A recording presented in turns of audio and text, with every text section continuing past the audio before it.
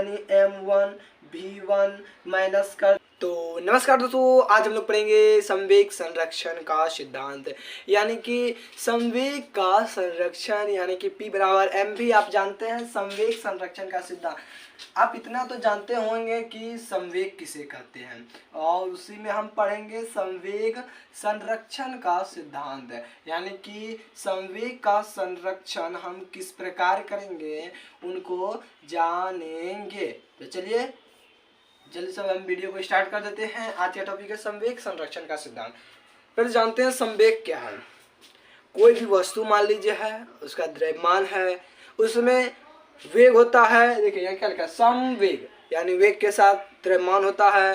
तो उस मास के हम क्या कहें, उस वस्तु का मास और उस वस्तु का वेग और इसी के गुणनफल को हम क्या कहते हैं, संवेग। संवेग को हम P से निरूपित करते हैं, P बराबर mv। आप न्यूटन के द्वितीय गति नियम को जानते होंगे। किसी वस्तु के संवेग में परिवर्तन की दर, सुन लीजिए ध्यान से, किसी वस्तु के संवेग में परिवर्तन की दर उस वस्तु पर लगे बल के समानुपाती और यह परिवर्तन उस वस्तु के बल की दिशा में होता है। तो और हम न्यूटन के तृतीय नियम और इसी के व्यापक रूप को हम तृतीय गति नियम के व्यापक रूप को हम कहते हैं संवेग संरक्षण का सिद्धांत। तो मान लीजिए हम देखेंगे संवेग का संरक्षण होता है, इसको प्रूव करेंगे। तो मान लीजिए कोई वस्तु A है, ठीक है, कोई दूसरी वस्तु मान लेते हैं हम, क्या मान ले, B मान लेते हैं, B है। ये एक सरल रेखा पर गतिमान है, इसका मान लेते हैं वजन यानी कि मास जो है m1 है, और इसका वजन हम मान लेते हैं m2 है। ये वस्तु मान लीजिए इधर की ओर गतिशील है, ये वस्तु भी इधर की ओर गतिशील है। अब इस यानी वेग के साथ गतिशील है, तो हम A का वेग को मान लेते हैं u1। अब B वस्तु, दूसरी वस्तु के वेग को हम लेते हैं u2। तो अब हम क्या देखते हैं, अगर आप सोचिए मान लीजिए कि A और B दो वस्तु है, m1 इसका द्रव्यमान है, द्रव्यमान देख लीजिए अलग अलग है, और ये u1 वेग से गतिशील है और ये u2 वेग से गतिशील है।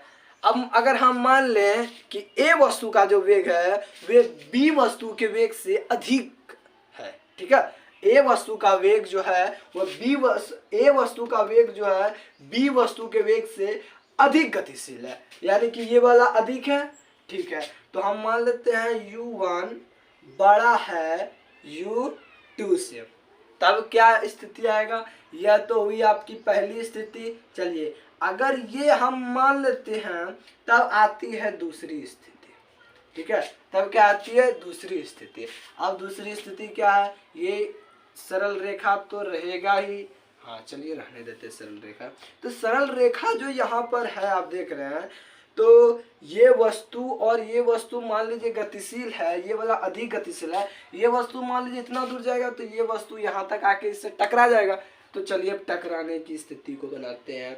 ये वाला वस्तु यहाँ पर होगा A और दूसरी वाली वस्तु से यह टकराएगी B पर। टकराएगी कि नहीं, हाँ चलिए टकराएगी। तो टकराएगी तो अब आते हैं न्यूटन का तृतीय गति नियम। न्यूटन का यहाँ पर तृतीय गति नियम के व्यापक रूप को नहीं, यहाँ द्वितीय गति नियम के व्यापक रूप को कहते हैं।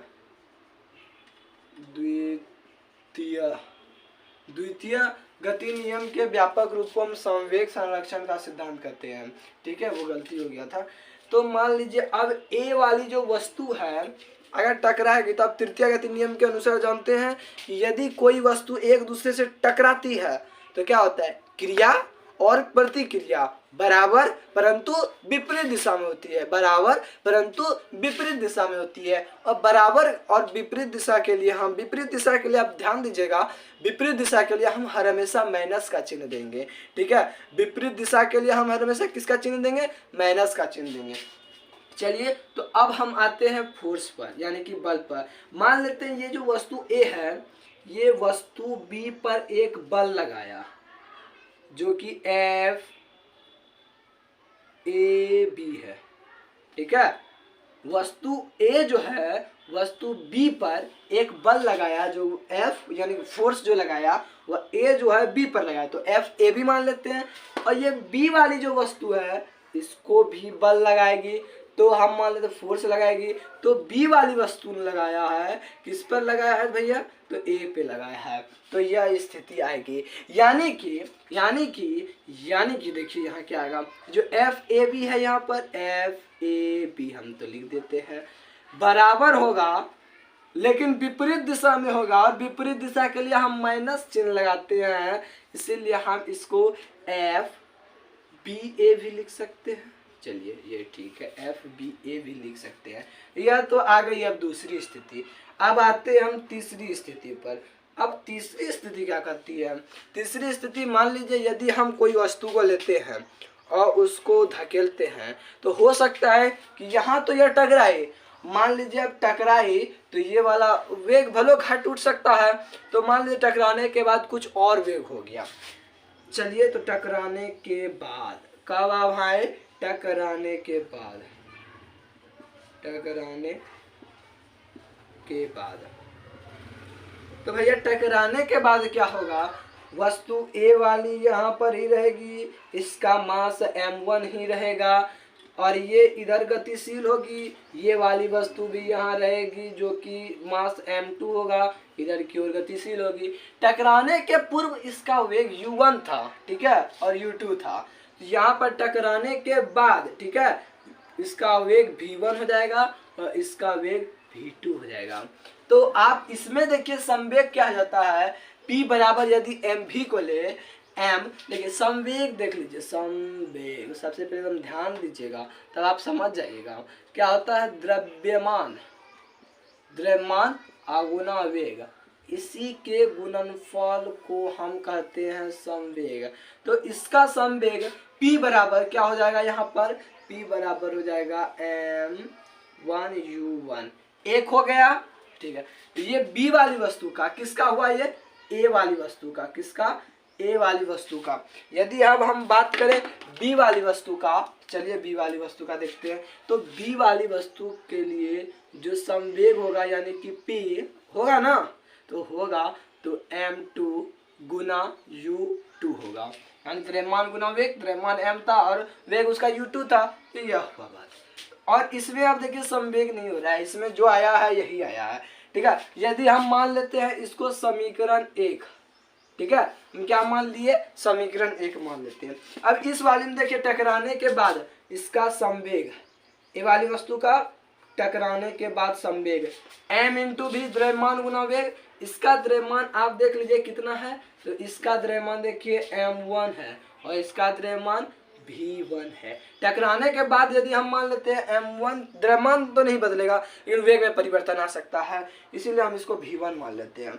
और दूसरी वस्तु जो b है इसका भी संवेग हम मान लेते हैं, संवेग जो होगा वो m2 v2 होगा ना, अरे हाँ होगा।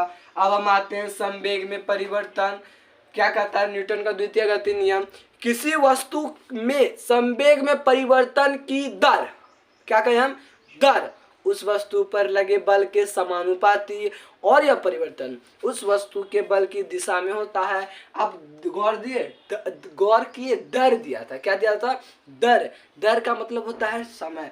मान लीजिए यहाँ पर जो वस्तु टकराई पहले इस तरह थी, फिर इस तरह हुई, फिर इस तरह हो गए, इन समय तो लगा ही होगा, लगा होगा, ध्यान दीजिए बात को एकदम गौर से सुनिए, समय तो लगा ही होगा, ठीक है, समय लगा होगा। संवेग में परिवर्तन हुआ होगा, हाँ संवेग में भी परिवर्तन हुआ होगा। तो चलिए अब हम आते हैं संवेग में परिवर्तन की दर। चलिए तो संवेग में परिवर्तन की दर, संवेग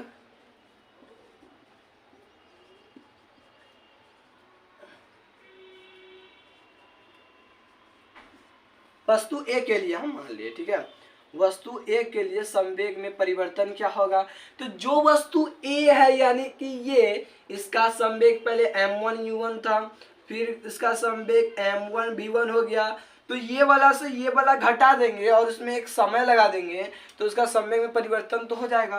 तो संवेग में परिवर्तन ला देते हैं। अब कहिए ये वाला से ये वाला क्यों नहीं घटा है, तो देखिए यदि हम बात करें अगर हम बात करें आपके पास 5 रुपया है, ठीक है, और फिर आपको कहे कि 2 रुपया आप खर्चा कर लिए, तो आप क्या कीजिएगा?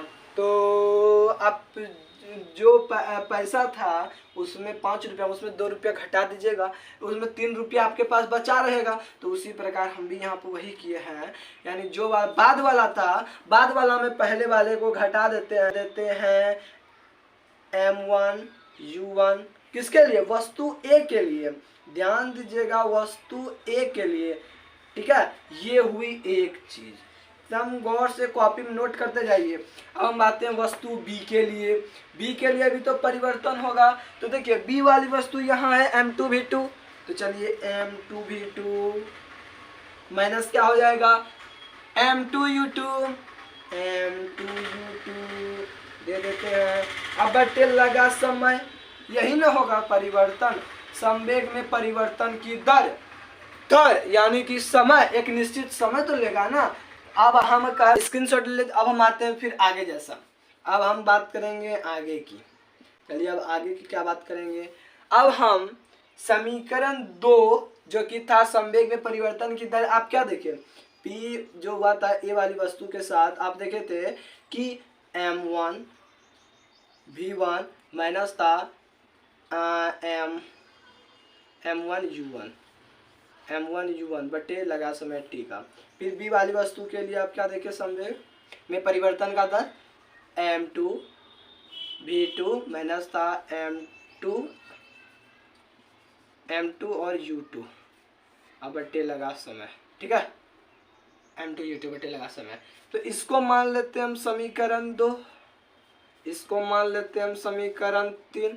और समीकरण दूसरी स्थिति में आप देखे थे, अगर नहीं देखा समझ पा रहे हैं तो जैसा एक बार वीडियो को पहले ले जाइए, पॉज कीजिए वीडियो को और पहले ले जाइए। अब दूसरी स्थिति में यहाँ पर देखे थे कि जो वस्तु एक दूसरे से टकराई थी, ठीक है, तो टकराने के फलस्वरूप हम लिखे थे वस्तु ए वाली, एफ वाली वस्तु ए जो है वो बी पर बल लगाती है, तो वस्तु बी भी जो है विपरीत दिशा में ए पर बल लगाती है, और उसको हम मान लेते हैं समीकरण 1। अब हम समीकरण 1 में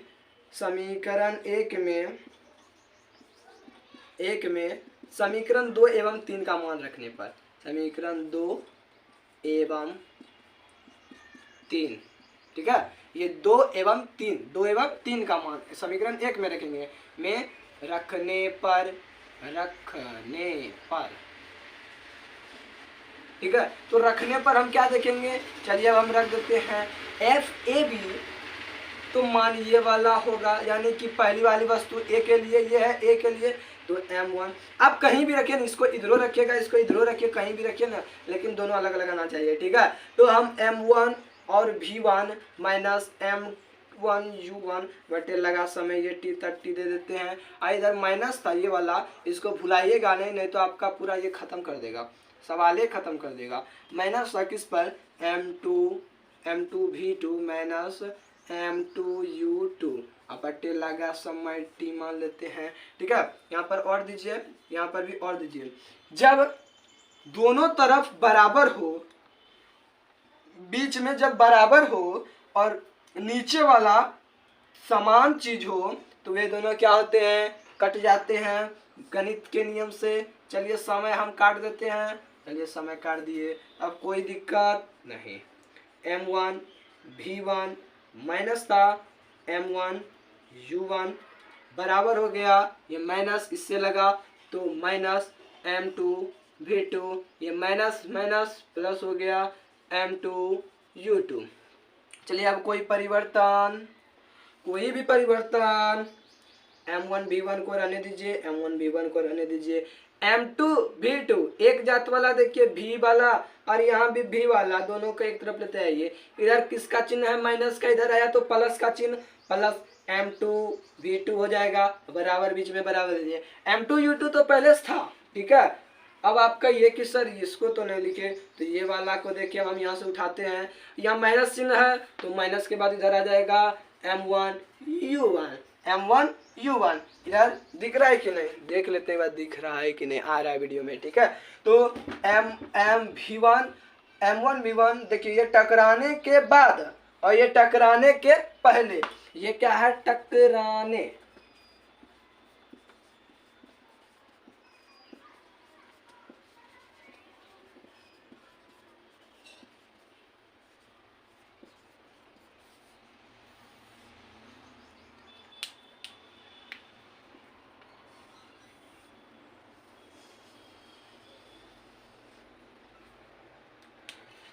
आप यहाँ पर क्या देखिए, टकराने के बाद, ये टकराने के बाद का चीज है, m1 वेग हो गया, संवेग m1 और v1 हो गया, v यानी कि आप टकराने का तीसरी स्थिति में देखिए आप, फिर यहाँ पे और टकराने के बाद देखिए, और टकराने के पहले का संवेग देखिए बराबर आ गया ना, तो इति सिद्धम, क्या कहे हम, इति सिद्धम, अरे इति सिद्धम, अरे इति सिद्धम में क्या हुआ, तो इति सिद्धम में अभी तो बात हुआ, यानी कि इति